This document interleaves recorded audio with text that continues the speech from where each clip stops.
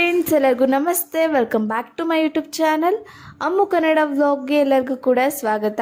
ಇವತ್ತಿನ ವ್ಲಾಗಲ್ಲಿ ನಾನು ಬಂದು ಬೆಳಗ್ಗೆನೇ ಏನು ಕ್ಲೀನಿಂಗ್ ವಿಡಿಯೋ ಹಾಕಿದ್ದೀನಿ ಅಂತ ಹೇಳಿ ನೋಡ್ತಾ ಇದ್ದೀರಾ. ಇವತ್ತು ಬಂದು ಶ್ರಾವಣ ಶನಿವಾರ, ಕೊನೆ ಶ್ರಾವಣ ಆಗಿರೋದ್ರಿಂದ ಮನೆ ದೇವ್ರಿಗೆ ಎಲ್ಲರೂ ಕೂಡ ಹೊರಟಿದ್ವಿ. ಹಾಗಾಗಿ ಬೆಳಗ್ಗೆನೇ ಬೇಗನೆ ಎದ್ದಿದ್ದೀನಿ. ಬೇಗನೆ ಎದ್ದು ಮನೆ ಕ್ಲೀನಿಂಗ್ ಎಲ್ಲ ಸ್ಟಾರ್ಟ್ ಮಾಡಿಕೊಂಡೆ. ಮನೆ ಕ್ಲೀನಿಂಗ್ ಎಲ್ಲ ಮುಗಿಸ್ಕೊಂಡು ನೆಲ ಎಲ್ಲ ಒರೆಸ್ಕೊಂಡು, ಹಾಗೆ ನಾನು ಕೂಡ ಬೇಗನೆ ಸ್ನಾನ ಎಲ್ಲ ಮುಗಿಸ್ಕೊಂಬಂದು ಮನೆ ದೇವ್ರಿಗೆ ಹೋಗೋಕ್ಕೆ ಎಲ್ಲ ಕೂಡ ರೆಡಿ ಆಗಿದ್ವಿ. ಆಲ್ಮೋಸ್ಟ್ ಆಲ್ ಮನೆ ಪೂಜೆ ಎಲ್ಲ ಬೇಗನೆ ಮುಗಿಸ್ಕೊಂಡೆ. ಒಂದು 7 o'clock ಅಷ್ಟರಲ್ಲಿ ಮನೆ ಪೂಜೆ ಎಲ್ಲ ಮುಗಿಸ್ಕೊಂಡಾದ್ಮೇಲೆ ನಾವೆಲ್ಲರೂ ಕೂಡ ದೇವಸ್ಥಾನಕ್ಕೆ ಹೊರಟ್ವಿ.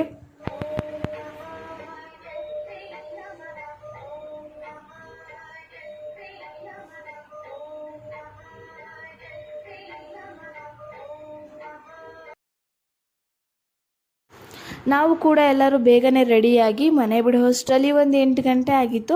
ಹಾಗಾಗಿ ಎಲ್ಲರೂ ಕೂಡ ಹೊರಟ್ವಿ. ನಾವು ವರ್ಷನೂ ಕೂಡ ಮನೆ ದೇವ್ರಿಗೆ ಹೋಗಬೇಕಾದ್ರೆ ಫ್ಯಾಮಿಲಿ ಫುಲ್ಲು ಹೊರಡ್ತೀವಿ. ಅಂದರೆ ದೊಡ್ಡಪ್ಪ ದೊಡ್ಡಮ್ಮ ಆಗಿರ್ಬೋದು, ನಮ್ಮ ಅಪ್ಪ ಅಮ್ಮ, ನಮ್ಮ ದೊಡ್ಡಪ್ಪನ ಮಗ, ಅವ್ರ ವೈಫು, ಅವ್ರ ಮಕ್ಕಳು, ಮತ್ತು ನಾನು, ನನ್ನ ತಮ್ಮ, ನನ್ನ ಹಸ್ಬೆಂಡ್ ಈ ವರ್ಷ ಜಾಯ್ನ್ ಆಗಿದ್ದಾರೆ. ಇಷ್ಟು ಜನನೂ ಕೂಡ ಈ ವರ್ಷ ನಮ್ಮ ಮನೆ ದೇವ್ರಿಗೆ ಹೊರಟಿದ್ವಿ. ನಮ್ಮ ಮನೆ ದೇವ್ರಿಗೆ ಹೋಗೋವಂಥದ್ದು ಆ ಕಡೆ ತುಮಕೂರು ಕಡೆ ಶಿರಾ, ಆ ಕಡೆ ನಮ್ಮ ಮನೆ ದೇವ್ರು ಇರೋದು. ಹಾಗಾಗಿ ಆ ಕಡೆ ಹೋದಾಗ ನಮಗೆ ಅಲ್ಲಿ ತುಂಬ ದೇವ್ರುಗಳು ಸಿಗ್ತವೆ. ಅಂದರೆ ದೇವಸ್ಥಾನಕ್ಕೆ ಹೋಗೋಕ್ಕೆ ತುಂಬ ಹತ್ರ ಆಗುತ್ತೆ. ಬೇರೆ ಬೇರೆ ದೇವಸ್ಥಾನಕ್ಕೆ ಹೋಗಿ ಬರ್ಬೋದು ಅಂತ ಹೇಳ್ಬಿಟ್ಟು ಮನೆ ಕೂಡ ಬೇಗನೆ ಬಿಟ್ವಿ. ಹಾಗೆ ಅಲ್ಲಿ ಬಂದು ತುಮಕೂರಲ್ಲಿ ಹೂವು ತೊಗೊಳೋಣ ಅಂತ ಹೇಳ್ಬಿಟ್ಟು ಅಲ್ಲಿ ಮಾರ್ಕೆಟ್ಗೆ ಹೋದ್ವಿ, ಹೂದ ಮಾರ್ಕೆಟ್ಗೆ. ಅಲ್ಲಿ ಫ್ರೆಶ್ ಹೂವು ಸಿಗುತ್ತೆ, ಯಾಕೆಂದರೆ ಬೇಗನೆ ಹೊರಟಿದ್ದೀವಲ್ಲ, ಅಲ್ಲೂ ಕೂಡ ಫ್ರೆಶ್ ಹೂವು ತಗುತ್ತೆ ಅಂತ ಹೇಳ್ಬಿಟ್ಟು ಅಲ್ಲಿ ಹೋದ್ವಿ. ಪ್ರತಿ ವರ್ಷವೂ ಕೂಡ ನಮ್ಮ ಮನೇಲಿ ದೇವಸ್ಥಾನಕ್ಕೆ ಹೋಗಬೇಕಾದ್ರೆ ಹೂವು ತೊಗೋಬೇಕು ಅಂದರೆ ತುಮಕೂರು ಮಾರ್ಕೆಟ್ಗೆ ಬಂದು ಇಲ್ಲಿ ಹೂವು, ಹಣ್ಣು, ಕಾಯಿ ಎಲ್ಲ ತೊಗೊಂಡು ಹೋಗ್ತಾರೆ. ಹಾಗಾಗಿ ಈ ವರ್ಷವೂ ಕೂಡ ಬಂದ್ವಿ. ಅವರೆಲ್ಲ ಟಿಫನ್ ಎಲ್ಲ ಮಾಡ್ಕೊತಾ ಇದ್ರು ತುಮಕೂರಲ್ಲೇ. ನಾವು ಟಿಫನ್ ಮಾಡೋಕ್ಕೇನು ಹೋಗಲಿಲ್ಲ. ನಾವು ಪೂಜೆ ಮಾಡೋವರೆಗೂ ಮಾಡಲ್ಲ ಅಂತ ಹೇಳ್ಬಿಟ್ಟು ಹೂವು ತಗೊಳಕ್ಕೆ ಅಂತ ಹೇಳ್ಬಿಟ್ಟು ನಾನು, ಅಮ್ಮ, ನನ್ನ ಹಸ್ಬೆಂಡ್ 3 ಜನನೂ ಕೂಡ ಬಂದ್ವಿ. ಅಲ್ಲಿ ಹೂವು ತುಂಬ ಚೆನ್ನಾಗಿ ಫ್ರೆಶ್ ಆಗಿತ್ತು ಅಂತ ಹೇಳ್ಬಿಟ್ಟು ಹೋದ್ವಿ. ಒಳಗೆ ತುಂಬಾ ಫ್ರೆಶ್ ಆಗಿದ್ದೋ ಹೂವುಗಳು, ಮತ್ತು ಹೂವಿನಾರಗಳು ಎಲ್ಲ ಚೆನ್ನಾಗಿದ್ದೋ. ಹಾಗಾಗಿ ಹೂವಿನಾರನ್ನು ಕೂಡ ಸ್ವಲ್ಪ ತೊಗೊಂಡ್ವಿ. ಅಲ್ಲೂ ಹೂವಿನಾರ ಎಲ್ಲ ತೊಗೊಂಡು ಹೂವು ಬೇಕಾಗಿತ್ತಲ್ಲ, ಸ್ವಲ್ಪ ದೇವರಿಗೆ ಜಾಸ್ತಿ ಹೂವು ತೊಗೊಂಡೋಗೋಣ. ವರ್ಷಕ್ಕೊಂದು 2-3 ಸತಿ ಹೋಗ್ತೀವಿ ಮನೆ ದೇವ್ರಿಗೆ. ಹಾಗಾಗಿ ಶ್ರಾವಣ ಶನಿವಾರದಲ್ಲಿ ಜಾಸ್ತಿ ಹೂವನ್ನೇ ತೊಗೊಂಡು ಹೋಗ್ತೀವಿ ಮನೆ ದೇವ್ರಿಗೆ ಹೋಗ್ಬೇಕು ಅಂದರೆ. ಇಲ್ಲಿ ಹೂವಿನ ರೇಟ್ ಕೇಳಿಬಿಟ್ರೆ ಎಷ್ಟಿತ್ತು ಅಂದರೆ ಅಲ್ಲಿ ಒಂದು ಮಾರು ಲೆಕ್ಕದಲ್ಲಿ ಕೊಡೋದಿಲ್ಲ, ಮತ್ತು 1 ಮೊಳ ಆ ಥರ ಕೊಡೋದಿಲ್ಲ. ಒಂದು ಕುಚ್ಚು, ಇಲ್ಲಾಂದರೆ ಈ ಥರ ಕುಚ್ಚು ಲೆಕ್ಕದಲ್ಲಿ ತೊಗೊಂಡು ಹೋಗ್ಬೇಕಾಗಿತ್ತು. ಹಾಗಾಗಿ ನಮ್ಗೆ ಯಾವ ಹೂವು ಬೇಕೋ ಅದು ಹೂವನ್ನ ತೊಗೊಂಡ್ವಿ.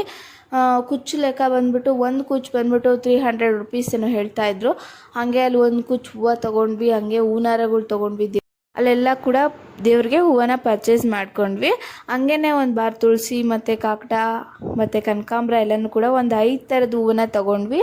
ಅಲ್ಲಿ ತುಂಬಾ ಫ್ರೆಶ್ ಆಗಿದ್ದು ಅಂತ ಹೇಳ್ಬೋದು ಹೂವುಗಳು. ಹಾಗಾಗಿ ಅಲ್ಲೆಲ್ಲ ಪರ್ಚೇಸ್ ಮಾಡಿಕೊಂಡು ಅವರು ಕೂಡ ಹೂನಾರಗಳು ತೊಗೋಬೇಕಾಗಿತ್ತು. ಹಾಗಾಗಿ ಹೂನಾರ ತೊಗೊಂಬರ್ತೀವಿ ಅಂತ ಹೇಳಿದ್ರು. ಹಾಗೆ ನಾನು, ಹಸ್ಬೆಂಡ್ ಇಬ್ಬರು ಕೂಡ ತೆಂಗಿನಕಾಯಿ ಮತ್ತು ಬಾಳೆಹಣ್ಣು ಮತ್ತು ಕಡ್ಡಿ ಕರ್ಪೂರ ಮತ್ತು ಅರಿಶಿನ ಕುಂಕುಮ ತೊಗೋಬೇಕಾಗಿತ್ತು. ಹಾಗಾಗಿ ಇಲ್ಲಿಗೆ ಬಂದ್ವಿ. ನಾವು ಬಾಳೆಹಣ್ಣ ತೊಗೊತಾ ಇದ್ವಿ, ಮತ್ತು ಅವರು ಎಲ್ಲ ಹೂನಾರ ತೊಗೊಬರೋಕ್ಕೆ ಅಂತ ಹೇಳ್ಬಿಟ್ಟು ಅಮ್ಮನೂ ಮತ್ತು ದೊಡ್ಡಮ್ಮ ಹೋದರು.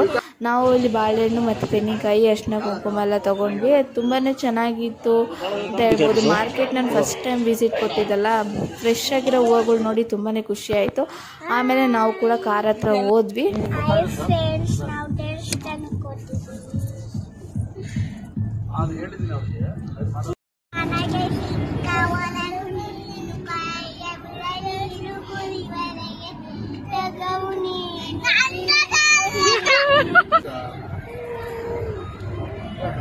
ಹೋಗಂತವಳು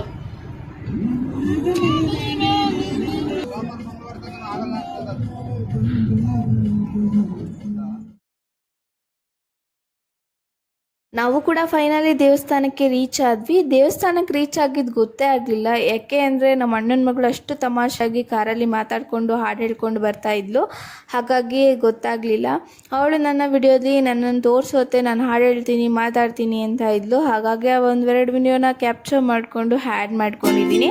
ಹಾಗೆ ಮನೆಯಲ್ಲೆಲ್ಲರೂ ಕೂಡ ದೇವಸ್ಥಾನಕ್ಕೆ ಬಂದ್ವಿ. ದೇವಸ್ಥಾನಕ್ಕೆ ಬಂದಮೇಲೆ ಅವರು ತಟ್ಟೆಗೆ ಹೂ, ಹಣ್ಣು, ಕಾಯಿ ಎಲ್ಲ ಇಟ್ಕೊತಾ ಇದ್ರು.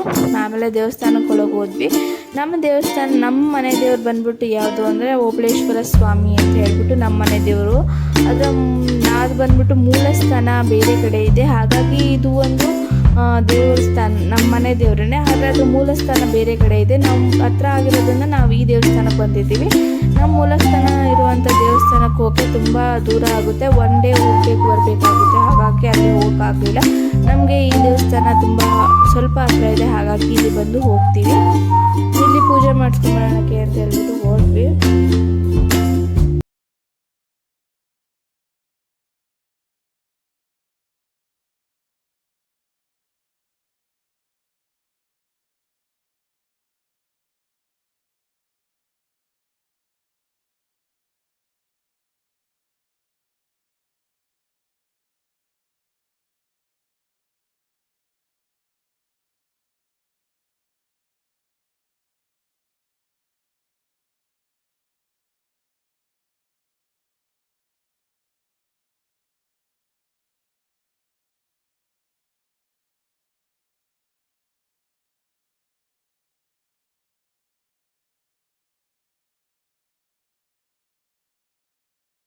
ಹಾಗೆ ಅಲ್ಲಿಂದ ದೇವಸ್ಥಾನಕ್ಕೆ ಬಂದ್ವಿ. ದೇವಸ್ಥಾನ ಒಳಗೆ ಹೋಗ್ಬಿಟ್ಟು ದೇವರ ದರ್ಶನ ಮಾಡಿಕೊಂಡು ಅಲ್ಲೂ ಕೂಡ ಪೂಜೆ ಎಲ್ಲ ಮುಗಿಸ್ಕೊಂಡ್ವಿ.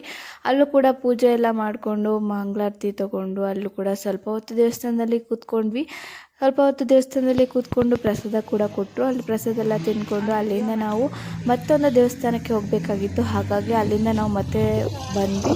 ಅಲ್ಲಿಂದ ನಮಗೆ ಒಂದು 20 ಕಿಲೋಮೀಟರ್ಷ್ಟು ದೂರ ಇದೆ ಮತ್ತೊಂದು ದೇವಸ್ಥಾನಕ್ಕೆ ಹೋಗೋಕ್ಕೆ. ಅದು ಕೂಡ ನಮ್ಮ ಮನೆ ದೇವರು, ಆದರೆ ಅದು ಹೆಣ್ಣಿನ ದೇವಸ್ಥಾನ, ಅಂದರೆ ಹೆಣ್ಣು ದೇವರಾಗಿರುವಂಥದ್ದು ನಮ್ಮ ಮನೆ ದೇವರು, ದೊಡ್ಡೇರಿ ಮಾರಮ್ಮ ಅಂತ ಹೇಳ್ಬಿಟ್ಟು. ಅಲ್ಲಿ ದೇವಸ್ಥಾನಕ್ಕೆ ಹೋಗಿ ಬರೋಣ ಅಂತ ಹೇಳ್ಬಿಟ್ಟು ಇಲ್ಲಿ ಬಂದು ಹೋದ್ಮೇಲೆ ನಾವು ಅಲ್ಲೂ ಕೂಡ ಹೋಗ್ತೀವಿ ದೇವಸ್ಥಾನಕ್ಕೆ. ಹಾಗಾಗಿ ಅಲ್ಲಿ ಹೋಗೋಣ ಅಂತ ಹೇಳ್ಬಿಟ್ಟು ಓಡ್ತಾ ಇದ್ದೀವಿ. ಈ ದೇವಸ್ಥಾನಕ್ಕೆ ಏನು ಸ್ಪೆಷಲಪ್ಪ ಅಂದರೆ, ಈ ದೇವಸ್ಥಾನದಲ್ಲಿ ಹೆಣ್ಣು ದೇವಸ್ಥಾನ ಆಗಿರೋದ್ರಿಂದ ಈ ದೇವಸ್ಥಾನದಲ್ಲಿ ಸೊಸೆಯರಾಗಿರೋವಂಥವ್ರು ಯಾರು ಕೂಡ ಒಳಗೆ ಹೋಗಿ ಪೂಜೆ ಮಾಡುವಂತಿಲ್ಲ. ಮನೆ ಹೆಣ್ಮಕ್ಳು ಅಂದರೆ ಮನೆಗೆ ಹೆಣ್ಮಕ್ಳಾಗಿರ್ತಾರಲ್ಲ, ಅವ್ರ ಮನೆ ಮಗಳು, ಅವ್ರ ಮಗಳಾಗಿರ್ಬೋದು, ಗಂಡು ಮಕ್ಕಳಾಗಿರ್ಬೋದು, ಅವ್ರೋಗಿ ಪೂಜೆ ಎಲ್ಲ ಮುಗಿಸ್ಕೊಂಬರ್ಬೋದು. ಸೊಸೆಯರಾಗಿರ್ತಾರಲ್ಲ ಅವರು ಆ ದೇವಸ್ಥಾನದ ಒಳಗೆ ಹೋಗೋಗಿಲ್ಲ, ಅವ್ರ ಪೂಜೆ ಕೂಡ ಮಾಡೋ ಹಾಗಿಲ್ಲ. ಆ ದೇವ್ರ ಪ್ರಸಾದ ಏನಿರುತ್ತಲ್ಲ ಆ ಪ್ರಸಾದ ಕೂಡ ಅವ್ರು ತಿನ್ನೋ ಹಾಗಿಲ್ಲ. ಆ ಥರ ಒಂದು ರೂಲ್ಸ್ ಇದೆ ಆ ದೇವಸ್ಥಾನದಲ್ಲಿ, ಆ ಥರದಲ್ಲಿ. ಹಾಗೆಯೇ ಅಲ್ಲಿ ಪೂಜೆ ಮಾಡುವಂಥ ಪುರೋಹಿತರು ಕೂಡ ಇರಲಿಲ್ಲ. ಹಾಗೆ ಅವರು ಕೂಡ ಏನೋ ದೇವಸ್ಥಾನಕ್ಕೆ ಪೂಜೆ ಮಾಡೋ ಹಾಗಿರಲಿಲ್ಲ ಅಂತ ಹೇಳಿಬಿಟ್ಟು ಅವರು ನೀವೇ ಪೂಜೆ ಮುಗಿಸ್ಕೊಂಡು ಹೋಗಿ ಅಂತ ಹೇಳಿದರು. ಹಾಗಾಗಿ ನಮ್ಮ ಅಣ್ಣನೇ ಅಲ್ಲಿ ಪೂಜೆನ ಮಾಡಿದ್ರು. ಪೂಜೆ ಎಲ್ಲ ಮುಗಿಸ್ಕೊಂಡು ಅಲ್ಲಿ ಪಕ್ಕದಲ್ಲಿ ದೊಡ್ಡ ಕೆರೆ ಇದೆ, ಹಾಗಾಗಿ ಆ ಕೆರೆ ಎಲ್ಲ ನೋಡಿಕೊಂಡು ಅಲ್ಲಿಂದ ನಾವು ಬಂದ್ವಿ. ಅಲ್ಲಿಂದ ನಾವು ಡೈರೆಕ್ಟು ಲಕ್ಷ್ಮೀ ದೇವಸ್ಥಾನಕ್ಕೆ ಬಂದ್ವಿ. ಅಂದರೆ ಗೊರವನಹಳ್ಳಿ ಲಕ್ಷ್ಮೀ ದೇವಸ್ಥಾನಕ್ಕೆ ಹೋಗಿ ತುಂಬ ದಿನ ಆಗಿತ್ತು. ಹಾಗಾಗಿ ಗೊರವನಹಳ್ಳಿ ಲಕ್ಷ್ಮೀ ದೇವಸ್ಥಾನಕ್ಕೆ ಹೋಗೋಣ ಅಂತ ಹೇಳ್ಬಿಟ್ಟು ಬಂದ್ವಿ. ಅಲ್ಲಿ ಎಲ್ಲ ಬಂದು ದೇವರಿಗೆ ಹಣ್ಣು ಕಾಯಿ ಎಲ್ಲ ತೊಗೊಂಡು, ಲಕ್ಷ್ಮಿಗೆ ಪ್ರಿಯವಾದದ್ದು ತಾವರೆ ಹೂವು, ಆ ತಾವರೆ ಹೂವನ್ನು ಕೂಡ ತಗೊಂಡು ನಾನು ಲಕ್ಷ್ಮೀ ಹಬ್ಬದ ದಿನ ಕಳಶಕ್ಕೆ ಏನೆಲ್ಲ ಇಟ್ಟಿದ್ನಲ್ಲ ಆ ಒಂದು ಬಳೆ ಆಗಿರ್ಬೋದು, ಅಕ್ಕಿ ಎಲ್ಲನೂ ಕೂಡ ನಾನು ದೇವಸ್ಥಾನಕ್ಕೆ ಕೊಡಬೇಕಾಗಿತ್ತು. ಹಾಗೆ ಎಲ್ಲೂ ಕೂಡ ನಾನು ಕೊಟ್ಟಿರಲಿಲ್ಲ. ಲಕ್ಷ್ಮೀ ದೇವಸ್ಥಾನಕ್ಕೆ ಹೋಗಿ ಕೊಡೋಣ ಅಂತ ಅಂದ್ಕೊಬಿಟ್ಟು ಹಾಗೆ ಇವತ್ತು ಕೂಡ ಅದನ್ನೆಲ್ಲ ತೊಗೊಂಡು ಬಂದೆ. ಹಾಗೆ ಕೊಟ್ಟು ಗೊರವನಹಳ್ಳಿ ಲಕ್ಷ್ಮೀ ದೇವಸ್ಥಾನಕ್ಕೆ ಕೊಟ್ಟು ಪೂಜೆ ಮಾಡ್ಕೊಂಡು ಹೋಗೋಣ ಅಂತ ಹೇಳ್ಬಿಟ್ಟು, ಹಾಗೆ ಅಲ್ಲಿ ದೇವಸ್ಥಾನಕ್ಕೆ ತುಂಬಾ ಜನ ಇದ್ರು ಅಂತ ಹೇಳ್ಬೋದು. ಇವಾಗ ಬೇರೆ ಥರ ಎಲ್ಲ ಮಾಡಿಬಿಟ್ಟಿದ್ದಾರೆ ದೇವಸ್ಥಾನ ಒಳಗೆ ಹೋಗೋಕ್ಕೆ.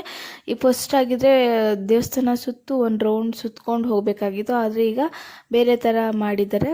ತುಂಬ ಚೆನ್ನಾಗಿ ನಾನು ಪೂಜೆ ಸಾಮಾನೆಲ್ಲ ಕೂಡ ತೊಗೊಂಡಿದ್ದೆ, ಮಡ್ಲಕ್ಕಿ ಆಗಿರ್ಬೋದು, ಮತ್ತೊಂದು ಅದೆಲ್ಲ ಕೂಡ ತೊಗೊಂಡಿದ್ದೆ. ಬಟ್ ದೇವರಿಗೆ ಬಳೆ ತುಂಬ ಶ್ರೇಷ್ಠ ಅಲ್ವಾ, ಹಾಗಾಗಿ ಬಳೆ ತೊಗೊಂಡೋದು ಮರ್ತೋಗ್ಬಿಟ್ಟಿತ್ತು. ದೇವ್ರಿಗೆ ಬಳೆನೂ ಕೂಡ ತೊಗೊಂಡು ಹಾಗೆ ದೇವ್ರ ದರ್ಶನಕ್ಕೆ ಅಂತ ಹೇಳ್ಬಿಟ್ಟು ಲೈನಲ್ಲಿ ಕೂಡ ನಿಂತ್ಕೊಂಡ್ವಿ. ತುಂಬ ಜನ ಇರೋದ್ರಿಂದ ತುಂಬ ರಶ್ ಇತ್ತು. ಶ್ರಾವಣ ಶನಿವಾರ ಆಗಿರೋದ್ರಿಂದ, ಕೊನೆ ಶ್ರಾವಣ ಆಗಿರೋದ್ರಿಂದ ತುಂಬ ಜನ ಇದ್ದರು.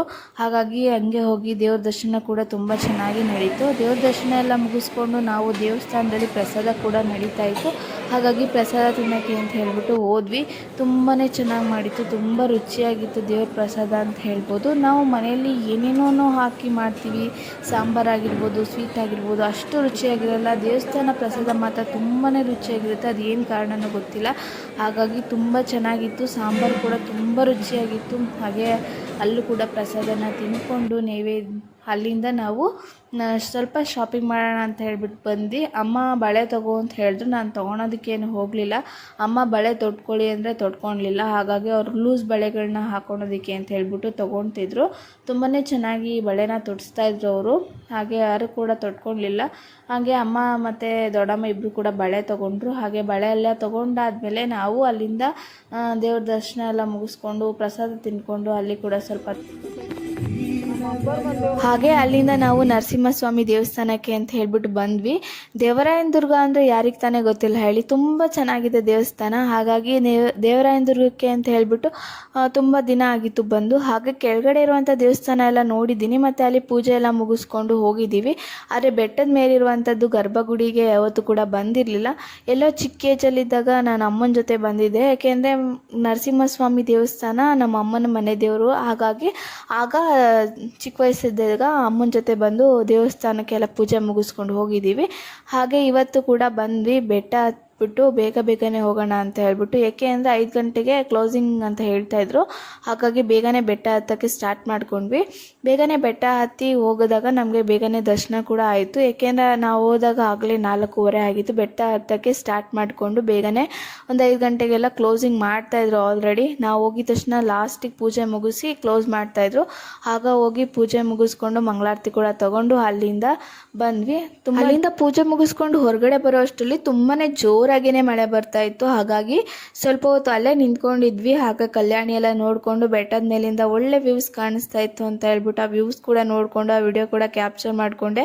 ಅಲ್ಲಿ ಬೆಟ್ಟ ಗುಡ್ಡ ಆಗಿರ್ಬೋದು, ಒಂದು ಕಡೆ ಜೋರಾಗಿ ಮಳೆ ಬರ್ತಾ ಇತ್ತು, ಒಂದು ಕಡೆ ಬಿಸಿಲಿತ್ತು. ಅದನ್ನೆಲ್ಲ ನೋಡಿ ತುಂಬಾ ದಿನ ಆಗಿತ್ತು. ಹಾಗಾಗಿ ಆ ವಿಡಿಯೋನು ಕೂಡ ಆ ಥರದ್ದೊಂದು ವಿಡಿಯೋನ ಕೂಡ ಕ್ಯಾಪ್ಚರ್ ಮಾಡಿಕೊಂಡು ಅಲ್ಲಿ ಸೆಲ್ಫಿ ಫೋಟೋಸ್ ಎಲ್ಲ ತೊಗೊಂಡು ಬಂದ್ವಿ. ತುಂಬಾ ಚೆನ್ನಾಗಿತ್ತು ವ್ಯೂಸ್ ಅಂತೂ, ನನಗಂತೂ ಖುಷಿ ಆಗಿತ್ತು.